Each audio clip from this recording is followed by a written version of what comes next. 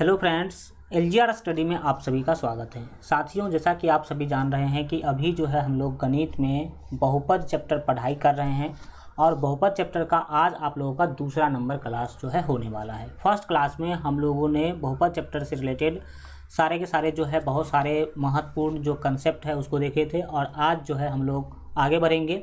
और अगर बात करें पिछले क्लास का, तो पिछले क्लास में हम लोग पद के आधार पर बहुपद का प्रकार पढ़े थे, जिसमें हम लोगों ने देखा था कि एक पदी बहुपद, द्विपदी बहुपद, त्रिपदी बहुपद और इसी तरह से अगर चार पद होगा तो चतुर्थ पदी बहुपद उसे कहेंगे। ये सब हम लोग पिछले क्लास में पढ़े थे। लेकिन अभी हम लोग क्या करने वाले हैं, हम लोग पढ़ने वाले हैं बहुपद का प्रकार, बहुपद का प्रकार। लेकिन आज हम लोग घात के आधार पर बहुपद का प्रकार क्या करने वाले हैं, पढ़ने वाले। ठीक, इससे पहले पढ़े थे पदों के संख्या के आधार पर। लेकिन अभी हम लोग घात के आधार पर बहुपद का प्रकार पढ़ने वाले हैं। तो आइए चीज़ों को एक एक करके सीखने समझने की कोशिश करते हैं। घात मतलब पावर। जैसा कि हमने आप लोगों को इससे पहले ही बताया है कि अलग अलग घात वाले बहुपद हो सकते हैं। ऐसे भी बहुपद हो सकते हैं जिसका घात 1 हो, ऐसे भी बहुपद हो सकते हैं जिसका घात 2 हो, ऐसे भी बहुपद हो सकते हैं जिसका घात 3 हो और 4 घात वाले बहुपद भी हो सकते हैं। ये सब हम लोगों ने पहले ही डिस्कशन किया है। तो घात के संख्या के आधार पर ही हम लोग बहुपद के प्रकार को क्या करने वाले हैं, पढ़ने वाले हैं। अगर शॉर्टकट में बात करने की कोशिश करें तो मैं आपको बता दूं कि वह बहुपद जिसका सबसे बड़ा घात 1 होता है उसे एक घातीय बहुपद कहते हैं या उसे रैखिक बहुपद भी कहते हैं। दूसरा है द्विघात बहुपद। तो वह बहुपद जिसका सबसे बड़ा घात 2 हो, ठीक, उसे द्विघात बहुपद बोलेंगे। और त्रिघात बहुपद किसे कहेंगे, तो वह बहुपद जिसका सबसे बड़ा घात 3 हो उसे त्रिघात बहुपद बोलेंगे। और चतुर्थ घात बहुपद किसे बोलेंगे, तो वह बहुपद जिसका सबसे बड़ा घात 4 हो उसे चतुर्थ घात बहुपद बोलेंगे। शॉर्टकट में ये आपने देखने की कोशिश किया। अगर बात करें बहुपद के प्रकार का घात के आधार पर, तो सबसे पहला प्रकार क्या है, रैखिक बहुपद। सबसे पहला प्रकार क्या है सर जी, रैखिक बहुपद। रैखिक बहुपद का ही दूसरा नाम एक घातीय बहुपद भी है। एक घातीय बहुपद में और रैखिक बहुपद में ज़्यादा फेमस रैखिक बहुपद होगा, यानी कि रैखिक बहुपद के नाम से हम लोग ज़्यादा इसको पुकारते हैं। एक घातीय बहुपद के नाम से ज़्यादा ये प्रचलित नहीं है। तो अब समझिए कि एक घातीय बहुपद कहते किसे हैं।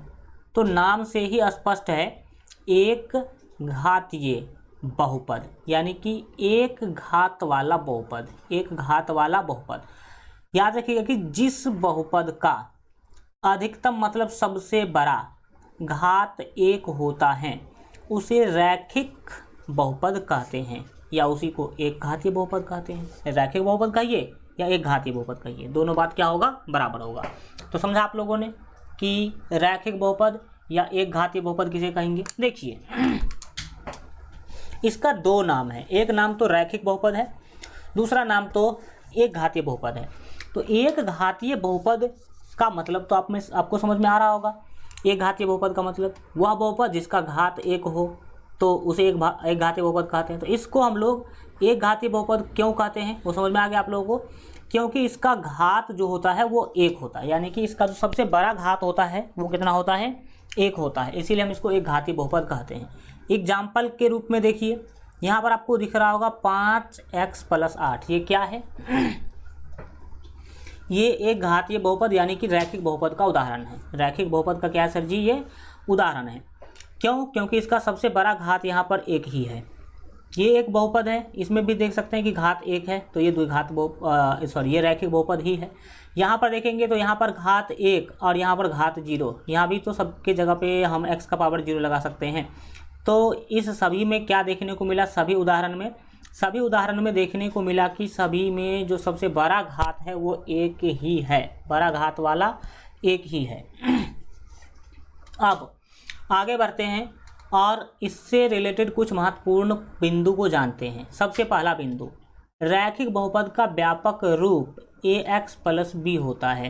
रैखिक बहुपद का व्यापक रूप क्या होता है सर जी, रैखिक बहुपद का व्यापक रूप होता है ax + b। क्या मतलब है इसका, इसका मतलब है कि दुनिया की जितनी भी बहुपद होगी वो ax प्लस b के रूप का ही होगी। मतलब रैखिक बहुपद जो है ax प्लस b के रूप का ही होता है। ये आपको क्या करना है, याद रखना है।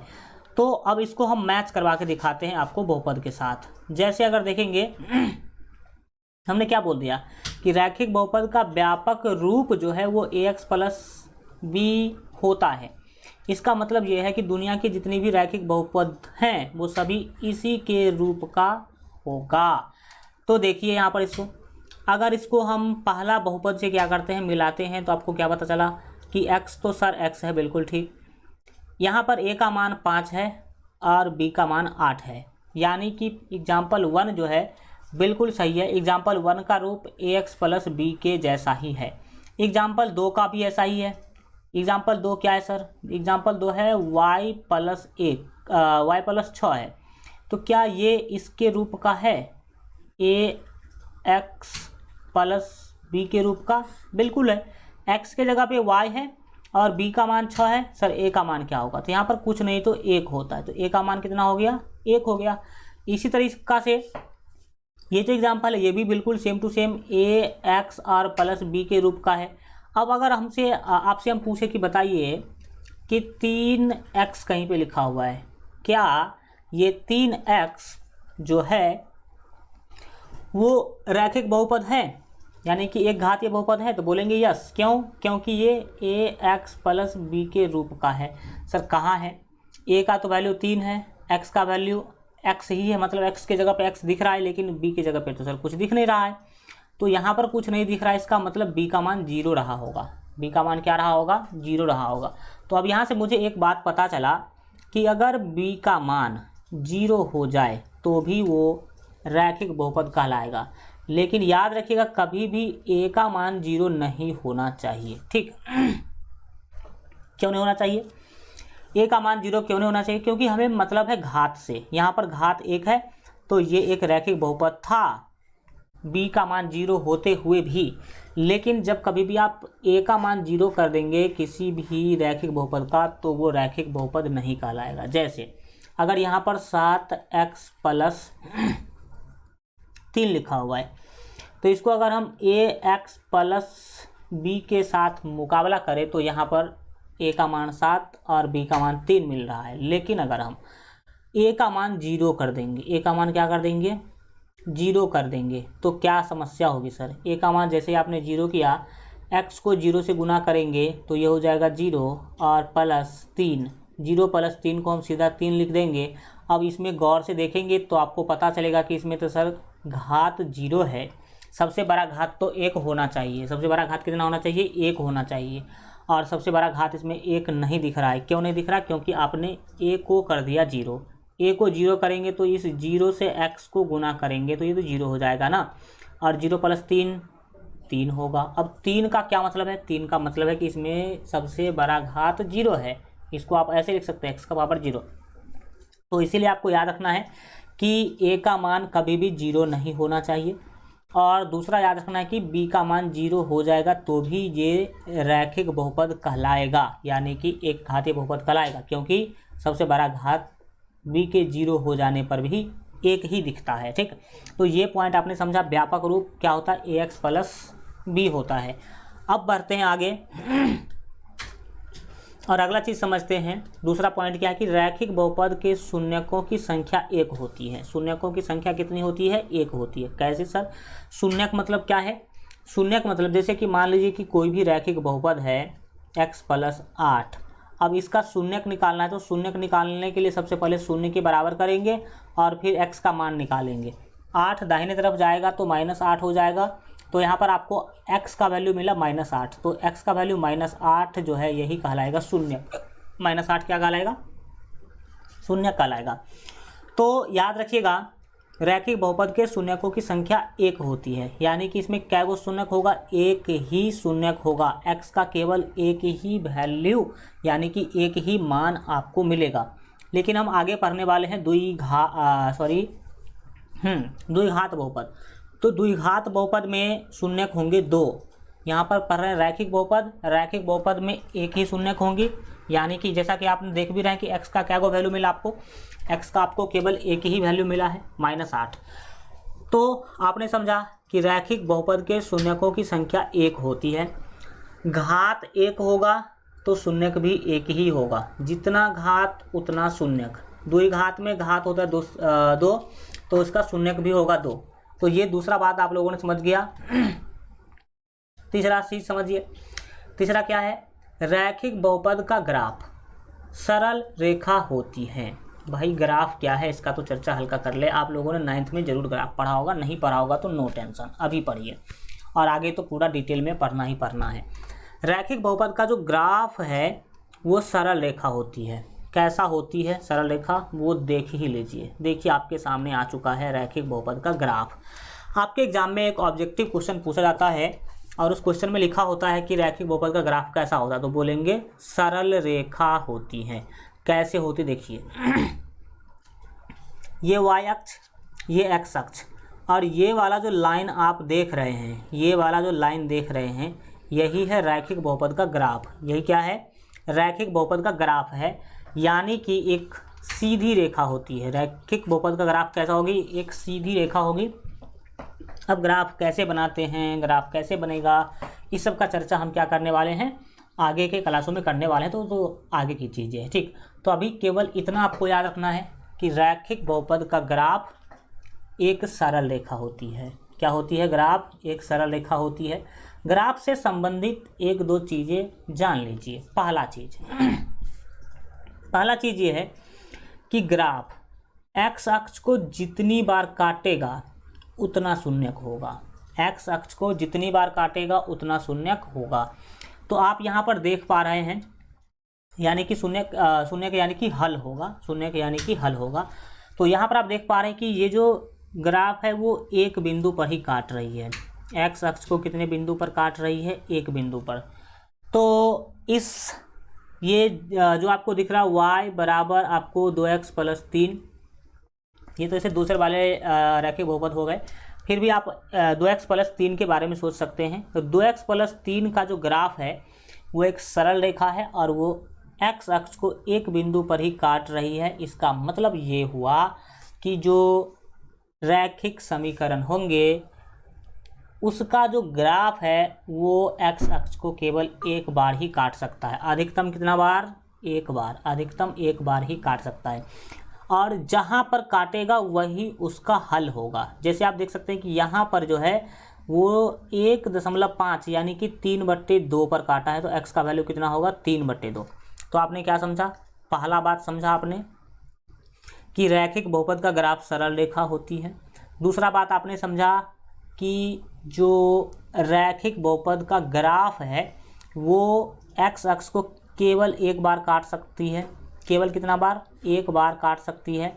और तीसरा आपने समझा कि जिस बिंदु पर काटेगा वही बिंदु उस समीकरण का हल होगा या शून्यक होगा। तो यहाँ पर 1.5 यानी कि 3/2 पर काट रही है, तो ये 3/2 या -3/2 है, यानी कि 1.5 ही क्या होगा, इस ग्राफ का जो है हल होगा। ठीक, अब बढ़ते हैं आगे, अगले चीज़ों को समझने की कोशिश करेंगे।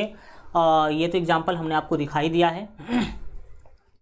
रैखिक बहुपद को समझने के बाद अब हम लोग आ चुके हैं द्विघात बहुपद समझने के लिए। क्या समझने के लिए, तो द्विघात बहुपद समझने के लिए आ चुके हैं। तो समझिए आराम से, एकदम रिलैक्स माइंड से पढ़िए, कोई धरफरी नहीं, कोई हल्लाबाजी नहीं, ठीक, एकदम आराम से पढ़िए। क्या है भाई सब द्विघात बहुपद, तो सीधी सी बात है, नाम से ही स्पष्ट है, द्विघात बहुपद। द्वि मतलब दो, घात मतलब जानते ही हैं, और बहुपद यानी कि वह बहुपद जिसका सबसे बड़ा घात 2 होता है उसे द्विघात बहुपद कहते हैं। हमने लिख भी दिया है, जिस बहुपद का अधिकतम घात यानी कि सबसे बड़ा घात 2 होता है उसे द्विघात बहुपद कहते हैं। समझ में आ गया, जिस बहुपद की अधिकतम घात जो है 2 होती है उसे द्विघात बहुपद कहते हैं। द्विघात बहुपद का अगर एग्जाम्पल देखने की कोशिश करें तो आप यहाँ पर एग्जाम्पल देख सकते हैं। ये क्या है एग्जाम्पल है 3x² + 4x और +8। ये एक द्विघात बहुपद है। क्यों, क्योंकि यहाँ देख सकते हैं कि घात 2 है, यहाँ घात 1 है और यहाँ घात x का पावर 0 रहा होगा। तो सबसे बड़ा घात कितना है, 2, तो सबसे बड़ा घात ही क्या कहलाता है, सबसे बड़ा घात ही कहलाता है आपका जो सबसे बड़ा घात अगर 2 होगा तो द्विघात कहलाएगा। ठीक, अब बढ़ते आगे। तो इस एग्जाम्पल को भी आप देख लीजिए। इस एग्जाम्पल को देखेंगे तो क्या होगा समझिए, ये जो एग्जाम्पल है वो क्या है, इसमें भी तो सबसे बड़ा घात 2 है, इसका मतलब ये भी क्या होगा, द्विघात होगा। इसका पहला पॉइंट समझिए। पहला पॉइंट क्या कहता है कि द्विघात बहुपद का व्यापक रूप ax² plus bx plus c होता है। इसको हमेशा याद रखिएगा क्योंकि एग्जाम में आपको पूछा जाएगा ये। ठीक क्या पूछा जाएगा, पूछा जाएगा कि द्विघात बहुपद का द्विघात बहुपद का व्यापक रूप क्या होता है, तो बताएंगे ax² plus bx plus c। इसका क्या मतलब, इसका मतलब है कि दुनिया की सारी द्विघात बहुपद इसके रूप का ही होगा। जैसे मैच कर लीजिए, आप यहाँ पर मैच कीजिए, ये क्या है, ये ax² प्लस bx और प्लस c के रूप का जो होगा, तो आप इसको मैच कीजिए। देखिए a का वैल्यू 3, x² की जगह पे x² है, b का वैल्यू 4 है, x की जगह पे x है और c का वैल्यू क्या है, 8 है।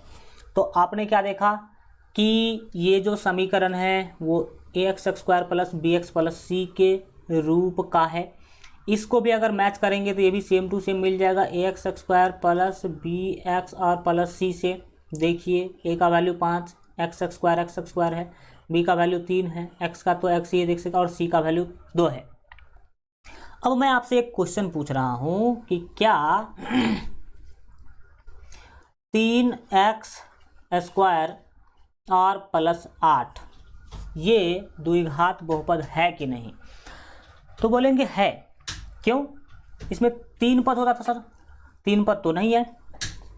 तो यहाँ से एक कंसेप्ट निकल के आएगा, नाम को देखिएगा तो बोलेगा द्विघात। देखिए पद कितना है इससे मतलब नहीं है, पद 2 हो 3 हो या एक ही हो, वो सभी के सभी द्विघात बहुपद कहलाएगा, लेकिन घात 2 होना चाहिए। तो अगर इस बहुपद को गौर से देख रहे हैं तो इसमें सबसे बड़ा घात हमें 2 दिख रहा है, इसका मतलब द्विघात बहुपद है। यानी कि ये ax² plus bx plus c के रूप का है। ये आप कहेंगे सर कहाँ है, देखिए सर a का वैल्यू तो 3 है, x² की जगह पे हमें x² दिख रहा है और जिसके साथ कुछ ना हो उसे हम c बोलते हैं। तो सर ये bx कहाँ है, इसमें bx कहाँ है, तो देखिए यहाँ पर bx क्यों नहीं दिख रहा है। जहाँ पर ना दिखे तो समझ लेना कि वहाँ पर b का मान 0 रहा होगा, b का मान क्या रहा होगा, 0, और 0 को जब x से गुना किया गया होगा तो वो 0 हो गया होगा, और 0 हटा देते हैं क्योंकि 0 जोड़ने या घटाने से कोई फर्क नहीं पड़ता है। तो आप यहाँ पर एक बात सिंपल सी याद रखिएगा कि द्विघात बहुपद का सबसे बड़ा घात 2 होगा, इसका व्यापक रूप भी ax² plus bx plus c बराबर 0 होगा। लेकिन यहाँ पर याद रखिएगा कि a जो है कभी भी 0 नहीं होना चाहिए। देखिए b और c 0 के बराबर हो सकता है, लेकिन a कभी भी 0 के बराबर नहीं हो सकता है। क्यों सर, आप यहाँ पर देख सकते हैं कि अगर हमने b को 0 कर दिया है तो भी ये द्विघात बहुपद है। ठीक, एक एग्जांपल और आपको दिखाते हैं। कहीं पर अगर लिखा है 5x प्लस 5x² और प्लस 3x, अगर ऐसा कहीं पे लिखा हुआ है तो ये भी द्विघात बहुपद है।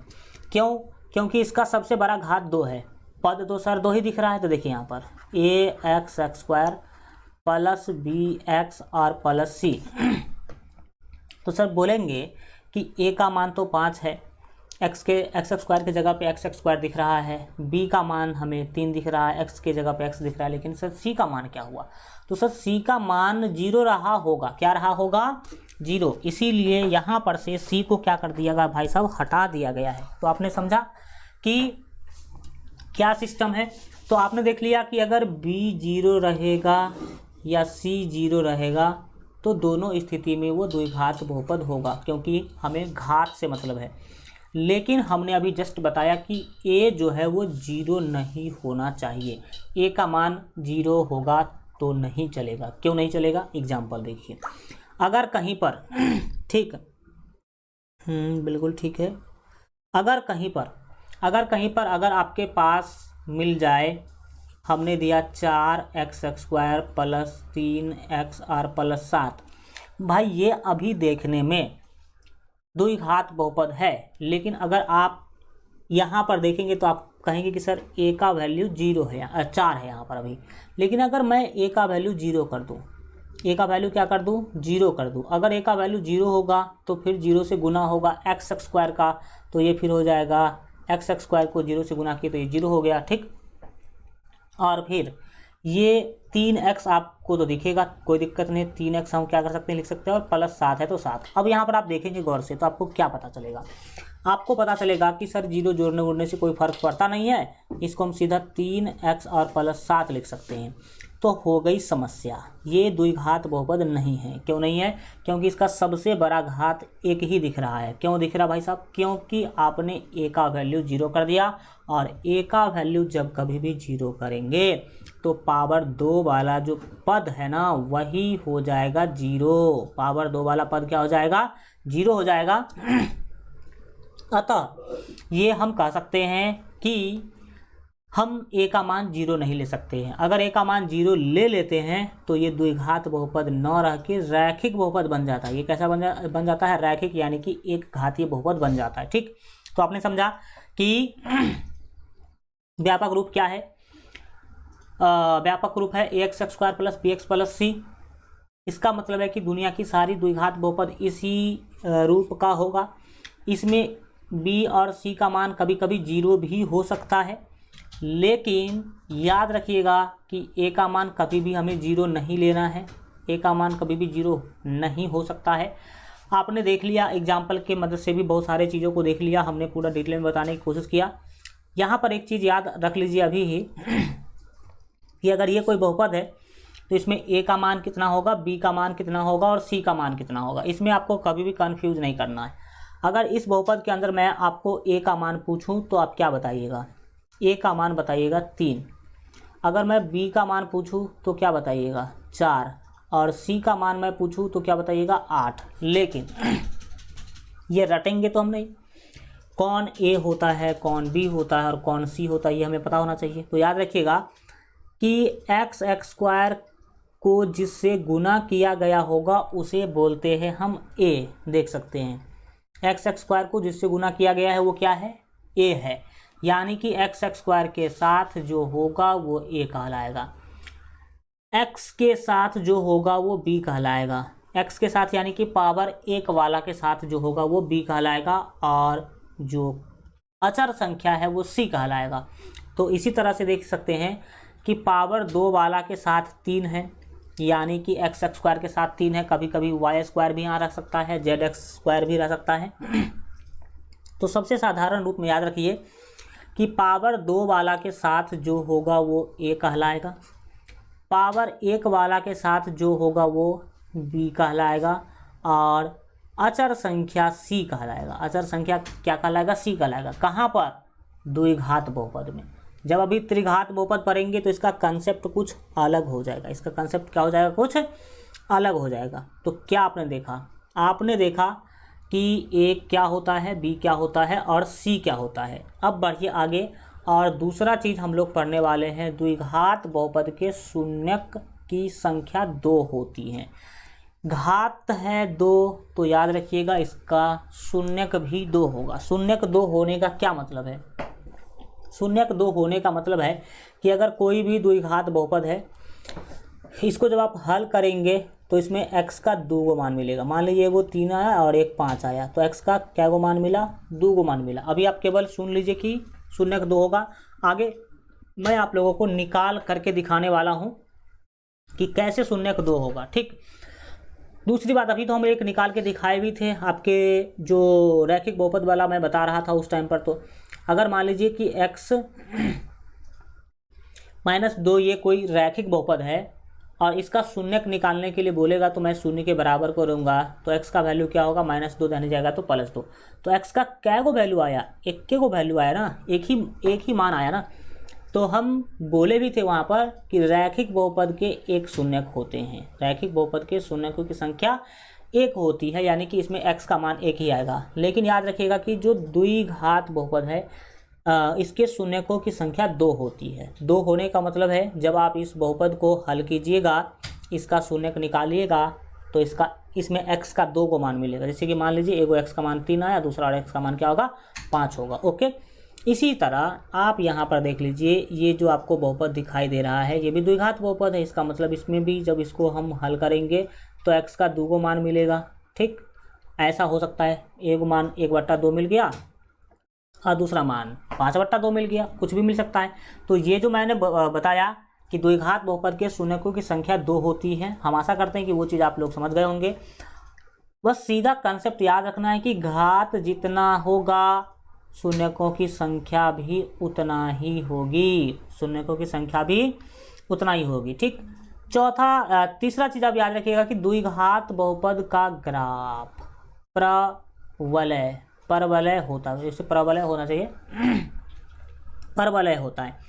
ये क्वेश्चन आपके एग्जाम में कई बार पूछा जा चुका है।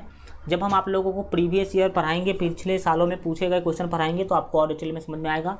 द्विघात बहुपद का ग्राफ परवलय होता है। परवलय होने का क्या मतलब है कि द्विघात बहुपद का जो ग्राफ है वो क्या होता है, तो सर वो होता है आपका क्या बोलेंगे इसको, परवलय का सीधा सीधा मतलब है परवल के आकार का। किसके आकार का ग्राफ होगा, परवल के आकार का ग्राफ होगा। अभी जस्ट मैं इससे पहले पढ़ा रहा था आप लोगों को रैखिक बहुपद, तो मैंने बताया था कि रैखिक बहुपद का ग्राफ एक सरल रेखा होती है, ऐसा वाला रेखा। लेकिन द्विघात बहुपद का ग्राफ कैसा होगा, तो परवलय होगा। परवलय कैसा होता देखिए, आपने परवल जरूर सुना होगा। परवल मतलब वही सब्जी वाला परवल, ठीक ना, सब्जी वाला परवल का ही बात मैं कर रहा हूँ। परवल जो है ऐसा होता है, कैसा होता है सर, परवल कुछ इस तरह का सब्जी होता है। इसको आप बीचों बीच काट दीजिए, काटेंगे तो ये ऊपर वाला भाग कुछ इस तरह का दिखाई देगा और नीचे वाला भाग हम कुछ इस तरह का देख पाएंगे। तो ये जो चीज़ें दिख रहा है आपको, ये जो चीज़ दिख रहा है यही है परवलय। यही क्या है, परवलय। मैं आपको ओरिजिनल फिगर दिखाता हूँ परवलय का। परवलय जो ग्राफ है वो उसका ओरिजिनल फिगर मैं आपको दिखाता हूँ, तो देखने की कोशिश कीजिए। देखिए दोनों प्रकार के परवलय यहाँ पर आपको मिल गए। ठीक, देखिए जो हमने बोला कि द्विघात बहुपद का ग्राफ परवलय होता है, वो दोनों प्रकार का परवलय यहाँ पर आपको दिखाई दे रहा है। ये आपका y अक्ष है, ये x अक्ष है। हल्का हम कलर चेंज कर लेते हैं ताकि आपको रेड में दिखेगा। ये मान लीजिए कि y अक्ष है और ये है x अक्ष। तो ये जो आपको कर्व दिख रहा है, ये जो कर्व दिख रहा है यही है परवलय। ये जो कर्व दिख रहा है यही क्या है, परवलय। यही क्या है सर जी, परवलय है। अब समझिए कि इसको हम बोलेंगे डाउनवर्ड पैराबोला। परवलय को इंग्लिश में क्या बोलते हैं, पैराबोला बोलते हैं। तो ये डाउनवर्ड पैराबोला है। हिंदी में सर क्या बोलेंगे इसको, हिंदी में इसको हम बोलेंगे निचली मुखी परवलय। निचली मुखी परवलय, और इसको कहेंगे ऊपरी मुखी परवलय, क्योंकि इसका मुख ऊपर की तरफ खुला हुआ है। किधर की तरफ खुला हुआ है, इसका मुंह जो है ऊपर की तरफ खुला हुआ है, इसीलिए इसको हम अपवर्ड पैराबोला इंग्लिश में बोलते हैं, लेकिन हिंदी में इसको बोलते हैं ऊपरी मुखी परवलय। ठीक, अब यहाँ पर याद रखिएगा एक चीज़ हमारे तरफ से कि द्विघात बहुपद का जो ग्राफ है ना, वो x अक्ष को, किसको सर, x अक्ष को 2 बार काटेगा। अधिक से अधिक कितना बार, 2 बार। अधिकतम 2 बार और न्यूनतम 0 बार। अधिकतम ये x अक्ष को 2 बार काट सकता है। जैसा कि आप यहाँ पर देख रहे हैं कि ये x अक्ष को एक बिंदु यहाँ पर, यहाँ मैं दिखा देता हूँ, एक बिंदु यहाँ पर और एक बिंदु यहाँ पर क्या कर रहा है, काट रहा है। तो याद रखेंगे कि द्विघात बहुपद का ग्राफ x अक्ष को अधिकतम 2 बार काट सकता है। और दूसरा बात याद रखेंगे कि जिस 2 बिंदु पर x अक्ष को काटेगा वही 2 बिंदु उस बहुपद का हल होगा या उस बहुपद का शून्यक होगा। उस बहुपद का क्या होगा, शून्यक होगा। जैसे कि मान लीजिए कि यहाँ पर 1 पर काटा और यहाँ पर मान लीजिए कि 4 पर काटा, तो ये जिस किसी भी बहुपद का ग्राफ होगा उसमें x का मान एगो तो होगा 1 और दूसरा होगा 4। मतलब ये सीधी सीधी बातें हैं। द्विघात बहुपद का घात 2 होगा, इसके शून्यकों की संख्या भी 2 होगी और ये x अक्ष को 2 बिंदु पर काटेगी भी। जो द्विघात बहुपद है इसका जो ग्राफ है वो एक्स अक्ष को कितने बिंदु पर काटेगी भाई साहब, 2 बिंदु पर क्या करेगी, काटेगी। और जिस 2 बिंदु पर काटेगी ना, वही 2 बिंदु जो है उसका शून्यक कहलाएगा, यानी कि x का मान कहलाएगा। ठीक, यहाँ भी आप देख सकते हैं कि ये वाला जो ग्राफ है, एक बिंदु यहाँ और एक बिंदु यहाँ पर क्या कर रही है, काट रही है। ठीक तो अधिकतम कितने बार काट सकती है, 2 बार, और वही दोनों बिंदु उसका शून्यक कहलाएगा, यानी कि x का मान कहलाएगा। और कम से कम 0 बार भी काट सकती है। जैसे देख लीजिए यहाँ पर मैंने बनाया पैराबोला, यानी कि परवलय। ठीक, ये वाला परवलय आप देख सकते हैं कि x अक्ष को केवल 1 बार काट रही है, और मैंने यहाँ पर बना दिया एक परवलय। यहाँ पर देख सकते हैं कि ये वाला जो परवलय है वो x अक्ष को 1 बार भी नहीं काट रही है, यानी कि 0 बार काट रही है। तो 3 कंडीशन आपने देखा, जो परवलय होगा यानी कि जो ग्राफ होगा रैखिक द्विघात बहुपद का, वो 2 बार काट सकती है अधिकतम, 1 बार भी काट सकती है और 0 बार भी काट सकती है। तो इस स्थिति में x का मान कुछ नहीं होगा, इस स्थिति में x का मान 1 ही होगा, और इस स्थिति में x का मान 1 और 2 होगा, यानी कि 2 हल हो सकते हैं।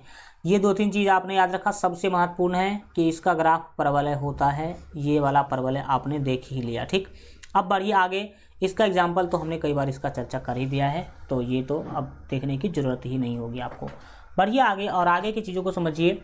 मैं एक एक कंसेप्ट आपको ऐसे पढ़ा रहा हूँ, और अगर आपने पूरा कंसेप्ट समझ लिया ना, तो आपको कोई भी क्वेश्चन नहीं रुकेगा, वो किसी भी बुक का हो आराम से क्या हो जाएगा, बन जाएगा। ठीक, तो आइए अब हम लोग बढ़ते हैं आगे। और अगला क्या है, हम अब पढ़ने वाले हैं त्रिघात बहुपद। क्या पढ़ने वाले हैं, त्रिघात बहुपद। जानेंगे कि त्रिघात बहुपद किसे कहते हैं। तो नाम में ही लिखा हुआ है त्रिघात, तो याद रखिएगा, जिस बहुपद का अधिकतम घात 3 होता है उसे त्रिघात बहुपद कहते हैं। क्या समझा आपने समझा कि वह बहुपद, नाम में लिखा हुआ है त्रि मतलब 3, वह बहुपद जिसका अधिकतम घात 3 होता है उसे हम कहते हैं त्रिघात बहुपद।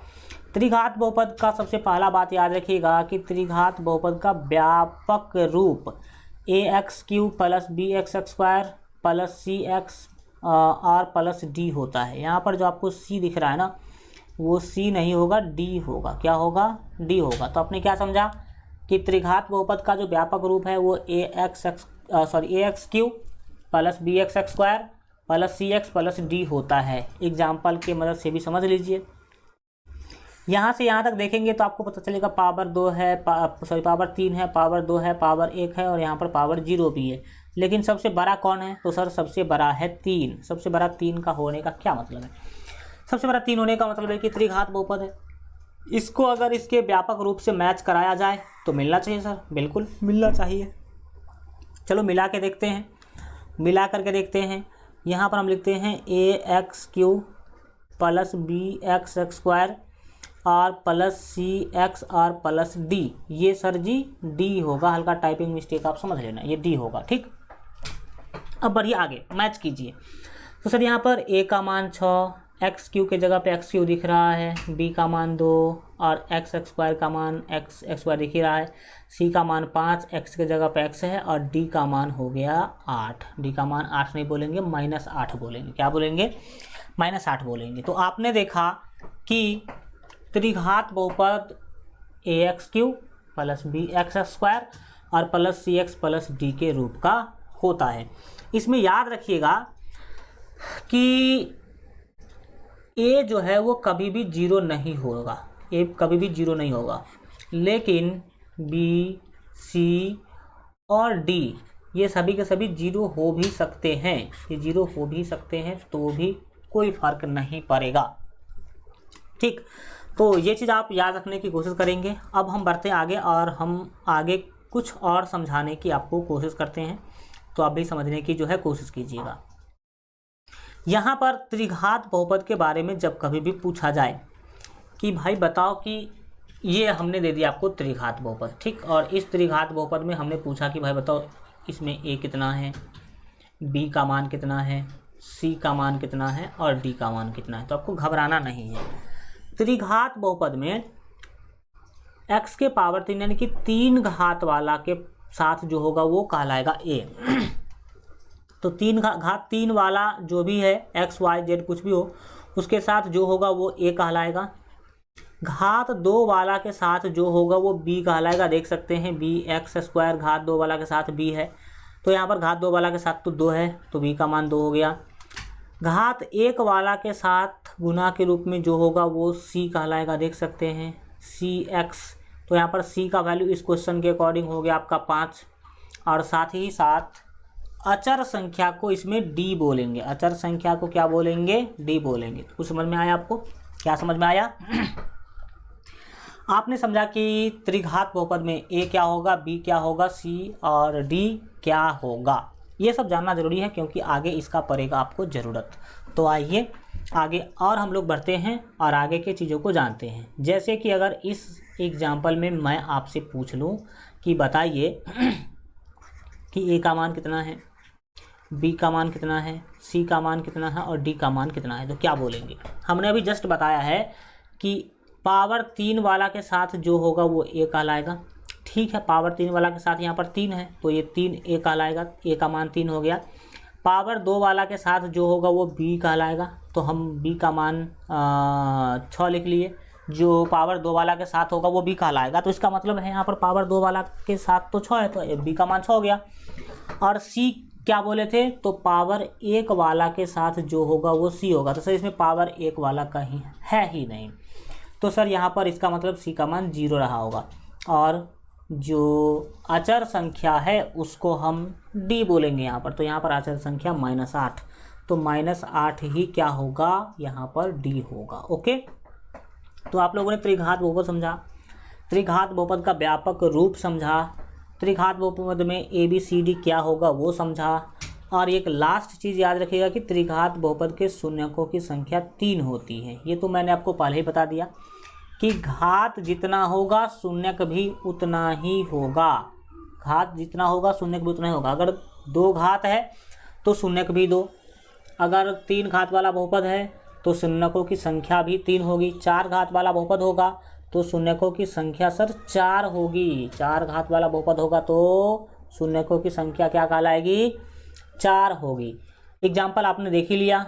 अब बढ़ते हैं आगे और अब हम लोग समझने वाले हैं बहुत ही ज़्यादा महत्वपूर्ण चीज़। उस चीज़ को क्या बोला गया है तो वो आपको स्क्रीन पर दिख रहा है। आप देखने की क्या कीजिए, कोशिश कीजिए और बताइए कि क्या आपको समझ में आ रहा है। ठीक, देखिए अब हम लोग बहुपद का शून्यक समझेंगे। इससे पहले हम लोग शून्यक शून्यक बोल रहे थे, तो अब हम लोग सही में जानने वाले हैं कि बहुपद का शून्यक होता क्या है। किसे कहते हैं बहुपद का शून्यक? किसे कहते हैं बहुपद का शून्यक? तो शून्यक क्या है? देखिए शून्यक में एक शब्द है शून्य। क्या छिपा हुआ है? शून्य। अगर साधारण भाषा में पूछा जाए तो हम सीधा बोलेंगे कि किसी भी बहुपद में x का जो मान होता है उसी को शून्यक कहते हैं। उसी को क्या कहते हैं? शून्यक कहते हैं। जैसे मैंने आपको एक एग्जाम्पल दिया। एग्जाम्पल क्या दिया? एग्जाम्पल मैंने दिया आपको 2x माइनस लो, यहाँ पर प्लस नहीं लेकर के माइनस लीजिए, कोई दिक्कत नहीं है। यहाँ पर हम लेते हैं माइनस 2x माइनस 8। अब ये एक रैखिक बहुपद है, तो इस बहुपद का शून्यक कितना होगा ये मैंने आपको निकालने के लिए बोला। तो शून्यक रैखिक बहुपद का जब कभी भी निकालने के लिए जाइए तो इसको डायरेक्ट पहले शून्य के बराबर कीजिए। शून्यक निकालना है तो शून्य के बराबर तो करना ही होगा। शून्य के बराबर कीजिए और इसमें x का मान निकालने की कोशिश कीजिए। तो देखिए हम पहले 8 को दाहिने भेजेंगे तो +8 दाहिने गया, -8 दाहिने गया तो +8, और फिर आगे क्या होगा सर? तो आगे आप देख पाएंगे एक चीज़ मेरे साथ, क्या देख पाएंगे कि जो 2x है ना, कौन सा सर? 2x। ये 2x में हम x को बाएं रखेंगे, 8 पहले से दाहिने में है, ये 2 जाएगा बट्टे में, तो 2 से 8 को भाग देंगे तो 4 हो जाएगा, यानी कि x का वैल्यू मिल गया 4। x का वैल्यू कितना मिल गया? 4। तो किसी भी बहुपद में x का जो मान होता है उसी को शून्यक कहते हैं, यानी कि इस बहुपद का शून्यक जो है वो 4 हो गया। इस बहुपद का शून्यक कितना हो गया? 4 हो गया। ये साधारण भाषा में। साधारण भाषा क्या है? साधारण भाषा है कि किसी भी बहुपद में x का जो मान होता है उसी x के मान को उस बहुपद का शून्यक कहते हैं। उस बहुपद का क्या कहते हैं? शून्यक कहते हैं। अब एग्जाम में स्टैंडर्ड भाषा में कैसे लिखेंगे? बोलेंगे एक वास्तविक संख्या a बहुपद px का शून्यक कहलाता है। कब? यदि pa बराबर 0 हो। pa बराबर 0 हो। सर नहीं समझे हम बातों को, अब समझिएगा मेरे साथ। मान लीजिए कि मैंने कोई एक बहुपद आपको दिया, px बराबर 2x - 8। ये क्या किया मैंने? आपको एक बहुपद दिया। अब मैं आपसे पूछ रहा हूँ कि 4 इस बहुपद का शून्यक है कि नहीं? 4 इस बहुपद का शून्यक है कि नहीं? तो कैसे बता पाएंगे आप है कि नहीं है? तो इसके लिए सीधा समझ लीजिए, आप जो है P4 निकालेंगे। क्या निकालेंगे? P4 निकालेंगे। P4 का मतलब है कि x के जगह पे 4 रख देंगे। तो अगर P4 का वैल्यू 0 आ गया तो वो संख्या उसका शून्यक कहलाएगा, और अगर P4 का वैल्यू 0 नहीं आया तो संख्या उसका बहुपद नहीं कहलाएगा। जैसे देख लीजिए, x के जगह पे 4 लिए तो इधर भी x के जगह पे सर जी हमें 4 लेना होगा -8। इसको सॉल्व कीजिए तो सर 4 दूना ये 8 - 8 हो रहा है। कितना हो गया? 0। तो आपने देखा कि P4 का वैल्यू 0 हो गया। P4 का वैल्यू कितना हो गया? 0 हो गया। इसका मतलब है कि 4 जो है ना इस वाले बहुपद का शून्यक है। लेकिन अगर मैं बोल दूं कि क्या 5 इस वाले बहुपद का शून्यक है, तो पहले चेक करेंगे। अगर P5 बराबर 0 मिल गया तो बोलेंगे कि 5 बहुपद का शून्यक है, और अगर P5 बराबर 0 नहीं मिला तो बोलेंगे 5 बहुपद का शून्यक नहीं है। P5 का मतलब क्या है? x के जगह पे 5, ये 2 है और गुने x, तो x का वैल्यू 5 लेना यहाँ पर, और -8। इसको सॉल्व कीजिए। 5 दूना 10 - 8 हो रहा है। 10 माइनस कितना हो रहा है सर जी? 8 हो रहा है। 10 - 8 होगा 2। ये 0 के बराबर नहीं हुआ। 0 के बराबर नहीं हुआ। इसने बोला भी है कि कोई भी संख्या a किसी बहुपद px का शून्यक कहलाएगा। कब? जब pa बराबर 0 हो। pa बराबर 0 हो। तो अगर मैं 5 को देखना चाहता हूँ कि ये बहुपद का शून्यक है कि नहीं है, तो इसके लिए हमें क्या करना होगा? देखना होगा कि P5 बराबर 0 हो रहा है कि नहीं हो रहा है। तो नहीं हो रहा है, तो इसका मतलब 5 शून्यक नहीं है। और P4 बराबर 0 हो पा रहा है, इसका मतलब 5 ये 4 जो है ये बहुपद जो है आपको दिया गया 2x - 8 इसके शून्यक हैं। अब बढ़िए आगे, और आगे की चीज़ों को समझिए। ये जो जितना भी मैं चीज़ पढ़ा रहा हूँ ना, मैं आपको जितना भी मैं पढ़ा रहा हूँ, एक एक चीज़ें आपको रामबाण की तरह काम देगा एग्जाम के अंदर। ठीक, बढ़िए आगे।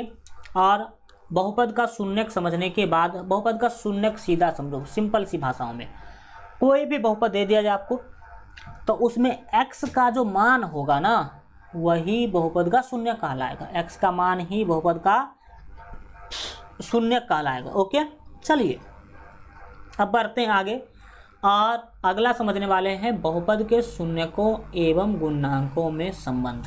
देखिए, इससे पहले हम लोग बहुपद का 2 चीज़ पढ़ चुके हैं। पहला तो पढ़े हैं बहुपद के शून्यक, और दूसरा पढ़े हैं बहुपद के गुणांक। तो शून्यक में और गुणांक में क्या संबंध होता है, वही संबंध हम लोग क्या करने वाले हैं, अब पढ़ने वाले हैं।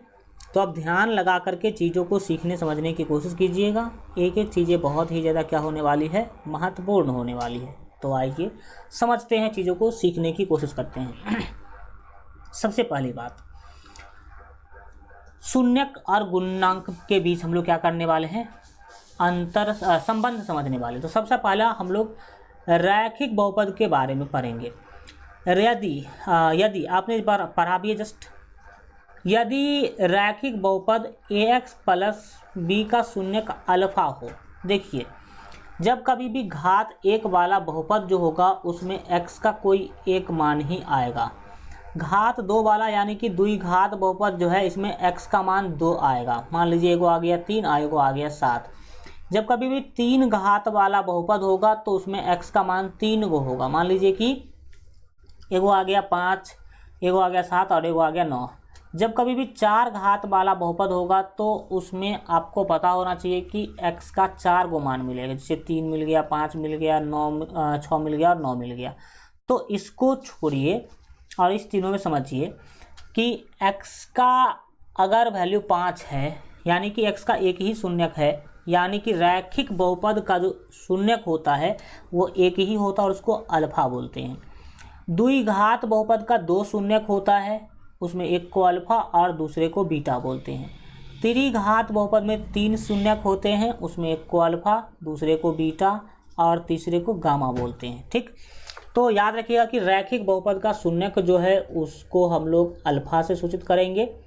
द्विघात बहुपद के शून्यक को अल्फा और दूसरा को बीटा बोलेंगे।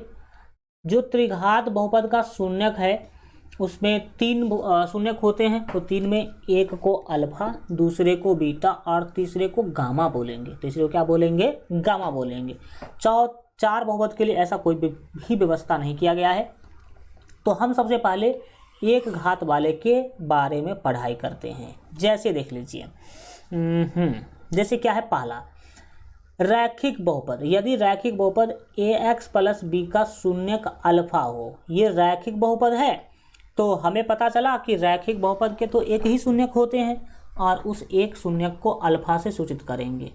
तो याद रखिएगा कि अगर कोई रैखिक बहुपद है उसका एक शून्यक अल्फा है, तो ये शून्यक तो आपने समझ लिया कि यहाँ पर शून्यक अल्फा, और गुणांक क्या है इसका, तो एगो गुणांक है x और एगो गुणांक a है और दूसरा गुणांक है b। तो a b और अल्फा में क्या संबंध है याद रखने की कोशिश कीजिएगा। देखिए रैखिक बहुपद में सीधा याद रखिएगा कि अल्फा बराबर फार्मूला होता है -b/a। क्या होता है? -b/a होता है। ये संबंध है रैखिक बहुपद के जो शून्यक है उसमें और गुणांकों में। ठीक, तो आपने देखा कि अल्फा बराबर क्या होगा? -b/a होगा। कब? रैखिक बहुपद में। रैखिक बहुपद में अल्फा बराबर क्या होगा? -b/a होगा। अब ये सर अल्फा बराबर -b/a फार्मूला कहाँ यूज करेंगे हम, इसका क्या काम होगा? तो देखिए इसका काम होगा बहुत ही ज़बरदस्त वाला। काम क्या होगा समझिए। मैंने आपको एक बहुपद दिया। बहुपद क्या था सर? वो बहुपद था, मान लीजिए 5x - 15। ठीक, और मैंने बोला कि इसका शून्यक निकालो। इसका क्या निकालो? शून्यक निकालो। तो सर रैखिक बहुपद का शून्यक जो होता है ना उसको अल्फा बोलते हैं। उसे क्या बोलते हैं? अल्फा। और अल्फा निकालने का जो फार्मूला है वो आपने यहाँ पर दे दिया है -b/a। तो अल्फा निकालने का फार्मूला है -b/a। तो इसको सॉल्व कीजिए, सॉल्व करते जाइए, देखिए क्या मिलता आपको। तो सर अल्फा बराबर मिलेगा, माइनस तो फार्मूला में है वो तो रहेगा ही रहेगा, और b का मान जो है सर वो भी तो -15 है, क्योंकि ये a कहलाएगा और ये b कहलाएगा, तब ना ax प्लस b या ax माइनस b। तो यहाँ पर जो सर b का मान है वो -15 है, तो हम यहाँ पर लिखेंगे -15 और बट्टे में a का मान 5 है, तो यहाँ पर हम लिखेंगे 5। तो यहाँ से आपको पता चला कि अल्फ़ा बराबर क्या मिल रहा, माइनस प्लस 15 और बट्टे 5। तो 5 तिया 15, 5 तिया 15, यानी कि अल्फ़ा का वैल्यू आ गया आपको 3। तो आपने समझा कि कहाँ पर हम इसका यूज करेंगे।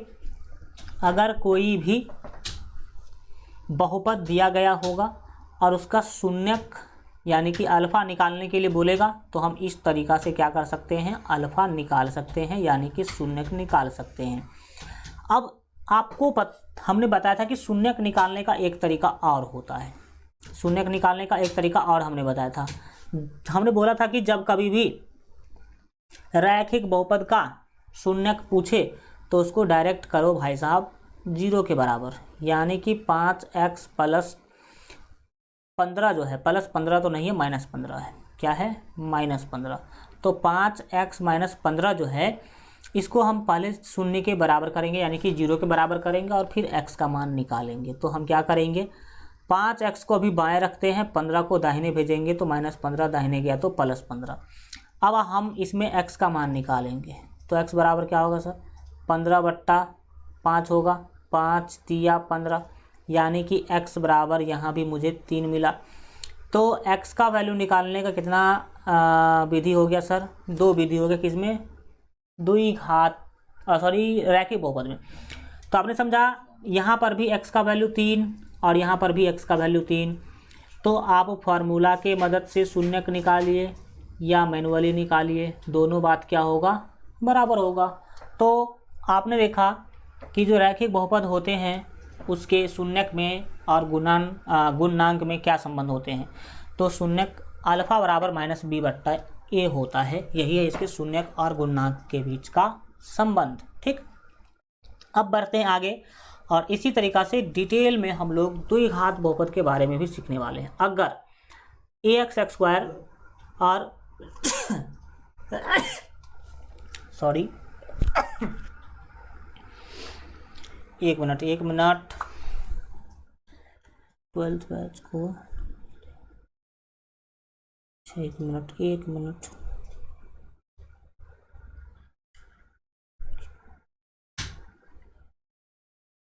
अच्छा ठीक, 1 सेकंड रुकेंगे हल्का। चलिए अब समझना शुरू कर लेते हैं। क्या समझना शुरू करते हैं? यहाँ पर हम द्विघात बहुपद के बारे में बात करना शुरू कर देते हैं। द्विघात बहुपद क्या है?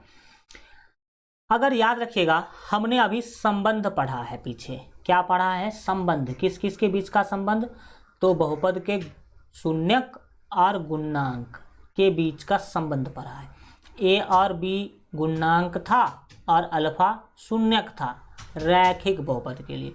अब हम लोग बहुपद के शून्यक और गुणांक का संबंध जो है द्विघात बहुपद के लिए पढ़ने वाले हैं। द्विघात बहुपद अगर आपको दिया गया, मान लीजिए कि ax² plus bx plus c और इसका शून्यक अल्फा और बीटा हो। मैंने अभी जस्ट बताया भी है कि अगर घात 2 वाला बहुपद है तो 2 शून्यक होंगे, उसमें से एक को अल्फा बोलेंगे और दूसरे को बीटा बोलेंगे। एक को अल्फा बोलेंगे और दूसरे को क्या बोलेंगे? बीटा बोलेंगे। उसी तरीक़ा से मैंने यहाँ पर आपको दिखाया कि यदि द्विघात बहुपद अगर आपको कोई दिया गया है ax² plus bx plus c और उसका एक शून्यक अल्फा हो और दूसरा शून्यक बीटा हो, तो गुणांक और शून्यक के बीच में क्या संबंध होगा? अगर यहाँ पर बात किया जाए तो अल्फा और बीटा शून्यक है और गुणांक क्या है? तो a, b और c क्या है? गुणांक हैं। a, b और c क्या है सर जी? तो a, b, c गुणांक हैं। ठीक, तो आइए इसमें 2 संबंध होता है। कितना संबंध होता है सर? 2 संबंध। तो हम दोनों के दोनों संबंध अभी क्या करने वाले हैं? पढ़ने वाले हैं। तो अब आप हल्का ध्यान से समझने की क्या कीजिएगा, कोशिश कीजिएगा। किसका 2 संबंध पढ़ने वाले हैं? तो द्विघात बहुपद के शून्यक और गुणांक के बीच का 2 संबंध हम लोग पढ़ने वाले हैं। तो आइए शुरू करते हैं। अगर ax² plus bx plus c बराबर c इसका 2 शून्यक अल्फा बीटा होगा, तो याद रखिएगा पहला संबंध क्या होगा? पहला जो संबंध है वो होगा alpha plus beta. Alpha plus beta बराबर होगा माइनस बी बट्टे ए होगा। ये है पहला संबंध। और दूसरा संबंध क्या है वो समझने की कोशिश कीजिए। दूसरा संबंध है अल्फा इंटू बीटा। दूसरा संबंध क्या है? अल्फा इंटू बीटा बराबर वो क्या होता है सर? वो c बट्टे ए होता है। c बट्टे क्या होता है? ए होता है। तो यहाँ पर आपने सीखा, क्या सीखा आपने? आपने सीखा कि द्विघात बहुपद में जो गुणांक है और दूसरा जो शून्यक है इसके बीच का 2 संबंध हमें पढ़ना होगा। कितना संबंध पढ़ना होगा? द्विघात बहुपद है तो संबंध भी हमें 2 पढ़ना होगा। पहला संबंध है अल्फा प्लस बीटा बराबर माइनस बी बट्टा ए और दूसरा अल्फा इंटू बीटा बराबर सी बट्टा ए। अल्फा प्लस बीटा को आप शून्यकों का योग बोलेंगे। क्या बोलेंगे? शून्यकों का योग। शून्यकों का योग बोलेंगे। और अल्फा इंटू बीटा को क्या बोलेंगे सर? तो बोलेंगे शून्यकों का गुणनफल। शून्यकों का गुणनफल। देखिए पता नहीं आज गला को क्या हो रखा है। हमने देखा कि अल्फ़ा प्लस बीटा बराबर माइनस बी बट्टा ए होगा और अल्फ़ा इंटू बीटा बराबर सी बट्टा ए होगा। अल्फ़ा प्लस बीटा का जो हम इसको शॉर्ट में तो अल्फ़ा प्लस बीटा बोलते हैं, लेकिन इसको पूरा बोलेंगे शून्यकों का योग, और क्योंकि प्लस है, और शून्यकों का गुणनफल क्योंकि अल्फ़ा और बीटा के बीच में गुना है। अब सर ये हमारा काम कब आएगा?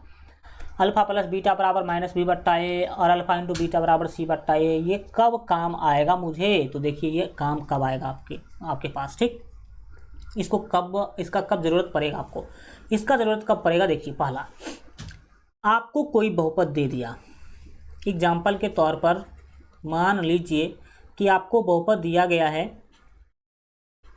4x² और प्लस 6x और प्लस 3। अब ये बहुपद आपके पास दे दिया गया है और इसमें बोला गया कि भाई शून्यकों का योग निकाले। बहुपद 4x² प्लस 6x प्लस 3 के शून्यकों का योग निकाले, यानी कि अल्फ़ा प्लस बीटा निकालने के लिए आपको इसका बोला गया। तो इसका दो तरीका है। पहला तरीका तो है इस वाले बहुपद का शून्यक निकाल लीजिए, 2 शून्यक मिलेगा, उसको जोड़ दीजिए तो अल्फ़ा प्लस बीटा हो जाएगा। लेकिन बिना शून्यक निकाले भी आप ये शुभ काम कर सकते हैं। कैसे कर सकते हैं वो समझिए। अल्फ़ा प्लस बीटा निकालने का फार्मूला है आपके पास माइनस बी बट्टा ए, माइनस बी बट्टा ए, तो इसमें मान रख देंगे। माइनस जो फार्मूला में है वो माइनस रहेगा ही रहेगा, और जो बी है आप देखेंगे तो बी का मान यहाँ पर आपको दिखेगा सर 6। बी का मान कितना है? 6 है। बी का मान 6 है तो यहाँ पर 6 रख देंगे, और बट्टे में ए, तो ए का मान 4 है तो 4 रखेंगे। 3 दूना 6 और 2 दूना 4, इसका मतलब -3/2 आपका आंसर हो गया, अल्फ़ा प्लस बीटा का मान हो गया। दूसरा चीज़ आपको इसी में ये भी पूछा जा सकता है कि भाई इस बहुपद के शून्यकों का गुणनफल ज्ञात करें। तो जब कभी भी गुणनफल निकालने के लिए बोलेगा शून्यकों का गुणनफल, तो आप अल्फ़ा इंटू बीटा निकालिएगा। अल्फ़ा इंटू बीटा का फार्मूला होता है सी बट्टे ए। क्या होता है सर? सी बट्टे ए होता है। सी का मान 3 है तो 3 बट्टे ए का मान 4 है तो यहाँ पर रख लेंगे 4। कुछ समझे आप लोग? तो ये अल्फ़ा इंटू बीटा का मान हो गया। तो अल्फ़ा प्लस बीटा और अल्फ़ा इंटू बीटा से रिलेटेड इतना ही चीज़ आप अभी याद रखिए। आगे हम लोग बहुत सारा क्या करेंगे, क्वेश्चन पढ़ेंगे और बहुत सारे चीज़ों को सीखेंगे। तो आगे आपको सारा का सारा क्या होगा, चीज़ें सीखने को मिलेगा, समझने को जो है मिलेगा। तो आप लोगों ने समझ लिया कि अल्फ़ा प्लस बीटा क्या होगा और अल्फ़ा इंटू बीटा क्या होगा। ये होगा केवल और केवल द्विघात बहुपद के लिए। अब हम लोग पढ़ने वाले हैं आगे त्रिघात बहुपद में। किस बहुपद में? तो त्रिघात बहुपद में शून्यक और गुणांक के बीच संबंध पढ़ने वाले हैं। आप सभी को पता है कि यदि त्रिघात बहुपद ax³ plus bx² plus cx होगा तो उसके शून्यक 3 होंगे। एक को अल्फ़ा बोलेंगे, दूसरा को बीटा बोलेंगे और तीसरा को गामा बोलेंगे। ये जनरली y लिख दिया गया है लेकिन होगा गामा। गामा होता कुछ ऐसे r के जैसे होगा, लेकिन r के बीच में गैप होता है। यहाँ पर बीच में कोई गैप नहीं होगा। तो आपने समझ लिया। तो अगर कोई त्रिघात बहुपद है और त्रिघात बहुपद का 3 शून्यक है, अल्फ़ा बीटा और गामा, तो हम 3 संबंध भी पढ़ेंगे शून्यक और गुणांकों के बीच में। तो पहला संबंध क्या होगा समझिए। पहला संबंध होता है शून्यकों का योगफल, यानी कि alpha plus beta, alpha plus beta plus gamma. Alpha plus beta plus gamma होता है, इसका जो फार्मूला होता है वो होता है माइनस बी बट्टे ए, माइनस बी बट्टे ए होता है। दूसरा संबंध क्या है? दूसरा संबंध है alpha beta plus beta gamma और plus gamma alpha, gamma alpha. ये होता है दो शून्यकों के गुणनफल का योग। दो शून्यक लेकर के उसके गुणनफल का योग ये कहलाता है। और इसका फार्मूला होता है सी बट्टे ए, सी बट्टे क्या होता है ए। और तीसरा संबंध क्या होता है वो समझिए। तीसरा संबंध होता है शून्यकों का गुणनफल, यानी कि alpha into beta into gamma. और alpha into beta into gamma होता है माइनस डी बट्टा ए, माइनस डी बट्टा ए होता है। तो ये तीनों संबंध आपको याद रखना है। इस तीनों संबंध से बस एक ही टाइप का क्वेश्चन आपके एग्जाम में आता है, जो अभी जस्ट मैं आपको बताने वाला हूँ, जो अभी जस्ट मैं आपको क्या करने वाला हूँ, बताने वाला हूँ। समझिए, जैसे हमने आपको एक एग्जाम्पल के तौर पे दे दिया क्वेश्चन। ये क्वेश्चन हमने आपको दे दिया, क्या दिया क्वेश्चन हमने आपको दिया, हाँ मान लीजिए 4x³ plus 8x² minus 6x और माइनस मान लीजिए कि 4। अब इस बहुपद में हमने आपको बोला पहला चीज़ कि alpha plus beta plus gamma का वैल्यू निकालो। तो कैसे हम इस बहुपद के लिए alpha plus beta plus gamma का वैल्यू निकालेंगे वो देखिएगा। अगर हम इसका कंपैरिजन करें ax³ प्लस bx² और प्लस cx और प्लस d से, तो मुझे पता चलेगा कि a का वैल्यू 4 है, b का वैल्यू 8 है, c का वैल्यू यहाँ पर -6 है और d का वैल्यू -4 है। तो हमने आपको इसमें पहला चीज़ पूछा कि भाई alpha plus beta plus gamma का वैल्यू बताओ। तो आप alpha plus beta plus gamma का वैल्यू कैसे बताएंगे? तो सर इसका फार्मूला होता है -b/a, -b/a। तो रखिए फार्मूला -b/a है। तो b का वैल्यू सर यहाँ पर आप देख सकते हैं कि 8 है, तो ऊपर सर -8 होगा, और a का वैल्यू 4 है, तो नीचे हमें 4 रखना होगा। और आप सभी जानते हैं 4 से 8 में भाग देंगे तो आपको मिल जाएगा 2। क्या मिलेगा सर जी? 2 मिल जाएगा। ओके है, बिल्कुल ठीक है, तो आपको 2 मिल गया। तो यही आपका क्या होगा, आंसर होगा, यानी कि alpha plus beta plus gamma का वैल्यू होगा।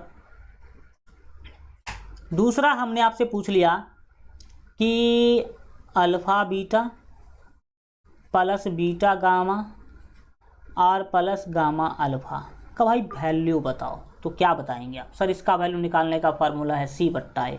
बिल्कुल ठीक है, c/a हम यहाँ पर रख देंगे। अब इस बहुपद में देखिए कि c का मान कितना है, तो c का मान है सर -6, तो यहाँ पर आपको लिख लेना है -6 और बट्टे सर a का वैल्यू, तो a का वैल्यू 4 है, तो हम क्या करेंगे यहाँ पर 4 रखेंगे। अब 3 दूना 6 और 2 दूना 4, ये सभी जानते हैं। ऊपर -3/2 बच गया। अब देखिए तीसरा मैं आपसे पूछ लिया कि भाई अल्फ़ा बीटा गामा का वैल्यू बताइए। तो अल्फ़ा बीटा गामा क्या होगा? अल्फ़ा बीटा गामा होगा -d/a, क्या होगा? -d/a होगा। तो मैं -d/a आराम से निकाल के क्या कर सकता हूँ, बना सकता हूँ। तो देखिए माइनस, देखिए फार्मूला में लगा हुआ है तो माइनस रहेगा, लेकिन d का वैल्यू ऑलरेडी -4 है, तो यहाँ पर आपको -4 लिखना होगा। इस सब का बहुत ही खासा ध्यान रखिएगा, नहीं तो दिक्कत होगा। एंड a का वैल्यू 4 है, तो हम यहाँ पर 4 लिखेंगे। ऊपर देख सकते हैं कि माइनस से कोष्ट टूटेगा तो माइनस माइनस प्लस हो जाएगा, नीचे में हो जाएगा ये 4 से 4 को भाग दीजिएगा तो मिलेगा आपको 1, और यही इसका आंसर है। ये तो इसका आंसर था, समझ में आ गया। इस तरह के कंसेप्ट से बस एक ही क्वेश्चन, इसी टाइप का क्वेश्चन पूछा जाएगा। क्वेश्चन क्या होगा तो देख लिया आपने। क्वेश्चन अगर आपको कोई भी त्रिघात बहुपद दे दिया जाए और त्रिघात बहुपद दे करके अगर आपसे पूछे कि alpha plus beta plus gamma का मान क्या होगा, तो आप ऐसे निकालेंगे। अल्फ़ा बीटा बीटा गामा और गामा अल्फ़ा का मान पूछेगा तो ऐसे निकालेंगे। और शून्यकों का गुणनफल यानी कि alpha into beta into gamma पूछेगा तो आप ऐसे निकालेंगे। इस तरीक़ा से आप लोगों ने ये समझने की जो है कोशिश किया। अब आगे बढ़ेंगे, आगे की चीज़ों को सीखेंगे, समझेंगे, लेकिन हम जो है आज इतना ही रखते हैं। इससे आगे बहुत सारी चीज़ें पढ़ने हैं हमें, तो हम लोग इससे आगे की चीज़ों को अगले क्लास में डिस्कशन करेंगे। और अभी हम लोग केवल कंसेप्ट पढ़ रहे हैं। अगले क्लास यानी कि मैथमेटिक्स का जो आपका कल क्लास होगा, उस क्लास में हम लोग क्या करेंगे, तो उस क्लास में भाई साहब हम लोग प्रश्नावली 2.1 भी पढ़ना शुरू कर देंगे। तो इसीलिए निश्चिंत रहिए। आज के लिए इतना ही पढ़िए। आशा करते हैं कि आप लोगों को सारा का सारा चीज़, सारा का सारा जानकारी समझ में आया होगा। Thank you so much. मिलेंगे अगले क्लास में। तब तक अपना ख्याल रखिए और LGR स्टडी देखते रहिए। Good bye.